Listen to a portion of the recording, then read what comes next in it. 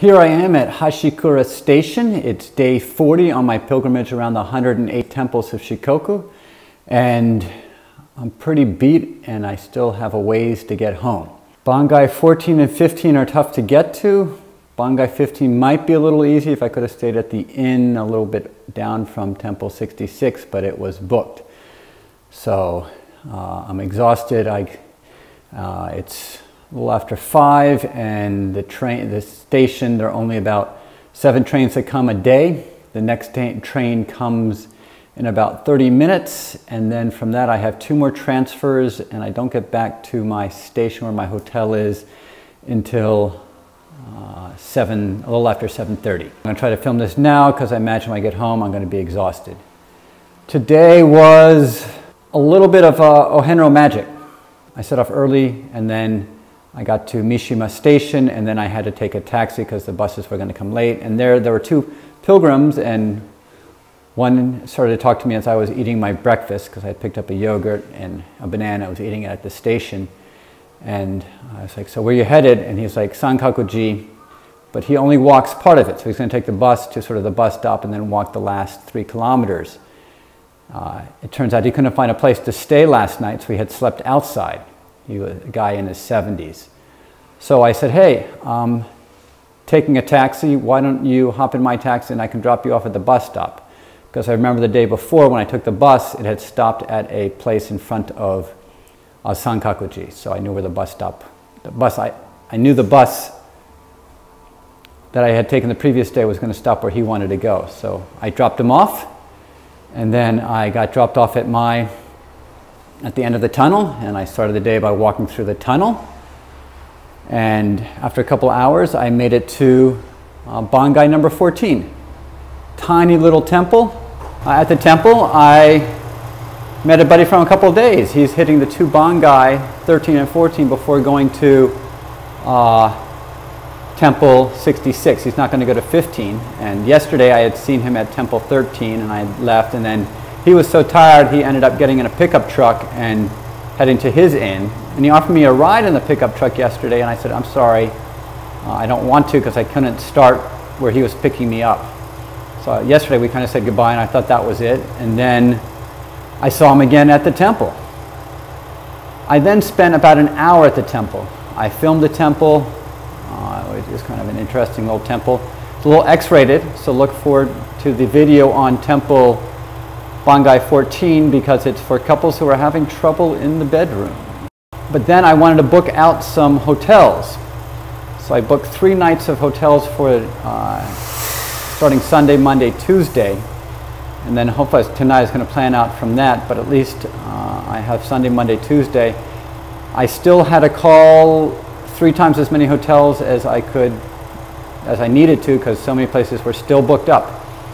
So even about a week out, places are starting to fill up and it's getting difficult. So I want to try to stay a week ahead. It gets difficult because I don't know exactly if I can hit everything I'm planning to hit. How long will I spend at a temple and things like that. After making the reservations, I set off. It was a nice day, and most of the day was whoa. That was an express train. No trains really stop here. The trail from Bangai 14 to 15 was a little over 25K. First 12 was along a really busy highway with big trucks roaring by most of the day. Sometimes sidewalks, sometimes not. Sometimes maybe 2 or 3 feet next to a sort of a railing by the side of the road. A little terrifying when the trucks went by. The last half, there was another road on the other side. I think it was the old road. Almost no cars on it, but there's also no places to stop to eat or to go to the bathroom. So sort of the trade-off. Being on the busy road, there are places to eat, to rest. On the other road, there was literally nowhere to stop. It was just kind of a road winding along next to the river. I'd eaten a lot at the temple. I had head out, and it was about 11. I wasn't quite hungry yet, but I knew I might not be able to find a place to eat. And there was an udon place. The first udon place it's closed because it was the day of the week that it closed. That was my timing. I was like, damn, like the only one time I find a restaurant, it's closed. But then right down next to it was another place, udon. So I went in, and who should be there but the gentleman I had given a ride to earlier in the morning. He had found a photographer who was taking pictures who offered to give him a ride to Temple 66. So what are the chances of me meeting a pilgrim who I met in the morning later in the day at an udon restaurant, a pilgrim who could only walk a few miles because his knees hurt? I forgot to mention, he makes walking sticks, and he said my walking stick is too short, I needed a tall one because I'm a tall guy. And he takes bamboo and then he burns in the Lotus Sutra. He makes some works of art. He had one and it was a beautiful work of art. In fact, to give you an idea of what he does, this is his meishi.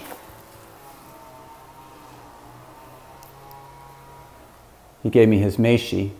And he's making a walking stick for me. So before I head back to the United States, he lives in between Osaka and Kyoto. I have to head out to his place, give him a call, and I'll have a new walking stick for when I do the pilgrimage in the future. After that, I just kept walking. That was around 11.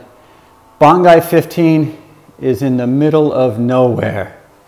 It's really hard to get to. And it is huge. It might be the largest temple I got to. There's a ropeway to the top.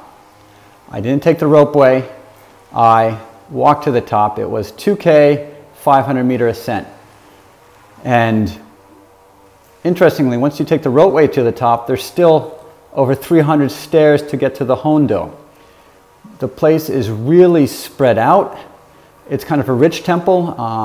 I didn't notice it until I was walking down, and I didn't want to take out my camera again, but they had donation stones, huge donation stones, about my height, for 100 yen or 1,000 yen. So really old donation stones for nominal amount of money, indicating just how wealthy this temple was, at least way back when. I didn't know a lot about the history, but they have a brochure and I picked it up, and I think I'm going to read it now so I can add a lot to the video that I hope to make about the temple. So you climb all these stairs, maybe 1,000 stairs, get to the place to sign your book, and then you have more stairs to climb, and the Hondo and the Daishido are really spread out. The cherry blossoms were in bloom. It was quite beautiful. And I made my first compromise. It was, do I take a ropeway down? I didn't know exactly when the train was coming. I could have checked, but I was being lazy. And I cut my sutra reading short. I just quickly said a quick prayer, offered my name slip and some money, and went on my way. So I feel kind of guilty about not doing the full-on sutras, but I was so tired I just couldn't do it. So this is the first place I have not read all the sutras, but I have walked the whole pilgrimage, and I'm still proud of that. I've already walked about 45,000 steps and have more to walk to still get back to my hotel and to take all the trains back home. This Bangai, hard to get to, but definitely the payoff was good. It is a really cool temple. Curious thing about the temple is there was no incense or candle area. And it's part of the reason I didn't read the sutra. I was like, well, I don't have to take out everything out, and I don't want to take out my prayer book. According to the monk, their deity is a water deity, and he doesn't like fire, so you don't offer candles or incense at this temple. I'm not going to be home till later, and then tomorrow I have to get to Umpenji, which is about at 900 meters, so it should be a long day.